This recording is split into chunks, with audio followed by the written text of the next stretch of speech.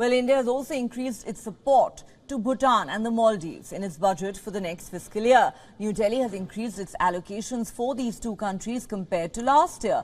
Bhutan will be getting 24 billion Indian rupees and Maldives will get 4 billion Indian rupees. This comes as New Delhi has been increasing its investment in Mali, including being involved in its crucial connectivity project. While these two neighboring countries get a boost in funds, India's aid to Afghanistan will not change. Kabul will receive $2 billion. The allocation has been decreased for some other neighbors, though.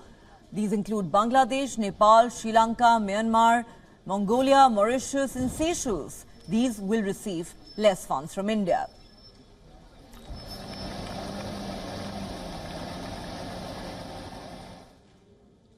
For more on this story, we're now joined by our principal diplomatic correspondent, Siddhant Sibal. Siddhant, let's for a moment focus on what India has chosen to do for its neighbours in this budget. Some countries are going to get more aid from India, others a little less compared to last year. What is the rationale that has been put out by the government, and have any reactions come in from the embassies of these countries yet? Well, the Ministry of External Affairs budget has been increased to 18,000 crore rupees from previous 17,250 crore rupees, and this increase is in line with India's development priorities in terms of projects in the neighborhood and beyond, and also budgetary support to countries in the neighborhood. Now, two countries have seen an increase, that's Bhutan and Maldives, and remember, India has been providing a lot of support to Maldives in terms of its infrastructure support. In fact, the largest infrastructure project of the country, that's the Greater Malay Connectivity Project, is being funded by India. Now, countries like Bangladesh, Nepal, Sri Lanka have seen minor dip, and these dips and ups, increases do change accordingly every budget. And also remember that there is the revised budget as well. For example, Afghanistan. While Afghanistan has seen no changes, last year it was 200 crore rupees, it continues 200 crore rupees this year as well. In the revised budget, there has been an uptick in the budget to 350 crore rupees. So,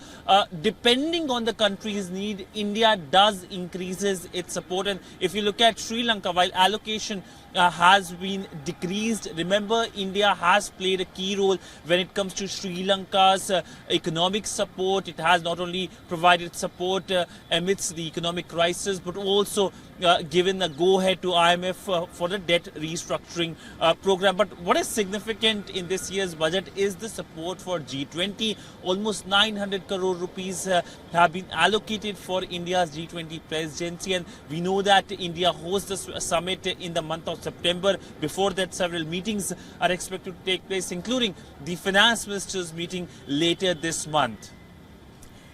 900 crores allocated for the G20 summit. That is a huge amount, Siddhant. Of course, India is going to be hosting the G20 summit this year. All eyes really around the world will be on India. It's a very, very crucial role that the country is going to play on the global stage. But really, what are some of the big ticket items that are on the agenda as far as allocation of these funds is concerned?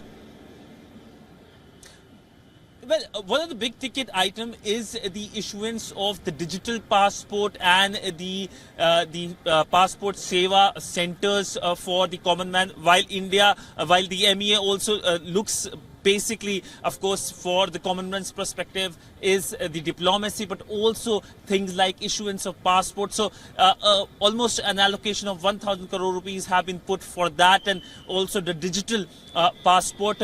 Also focus on making sure that African countries, Latin American countries do get funds from India. India is supporting a lot of development priorities there in those parts of the world as well. And Chabar gets 100 crore rupees.